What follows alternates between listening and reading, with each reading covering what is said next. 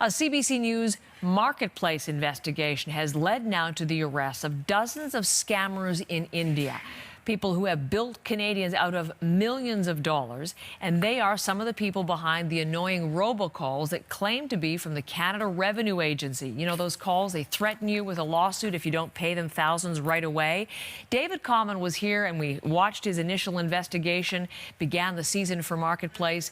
That investigation has led to these significant developments. So David, thanks for coming back and telling us more about what has happened. Well, Heather, over about the past 10 days, there have been at least 2 major raids against some of these scam centers from which these calls go out. And when you receive them at home, it doesn't look like they're calling from India. They use call spoofing, which allows them to look like they're calling not only from Canada, but sometimes from a legitimate Canadian phone number. When Indian police, at the behest of the RCMP and the FBI, went into these call centers, they made dozens of arrests, and at the same time found lists, in fact, of more than 600 Canadian names. Those are believed to be some of the victims of this scam. And so the RCMP are now going to begin the process of contacting all of those people to try to hear their side of the story. In terms of the remaining call centers, and there are many of them that still exist, the RCMP has a clear message. Here is Inspector Peter Payne with the Financial Crimes Division.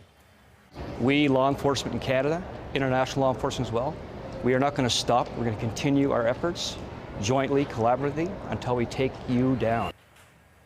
We just point out that the RCMP have been tracking this file for quite some time. We did do a story. They acknowledge that helped move this issue to the front burner, certainly get more public awareness in law enforcement and government for this.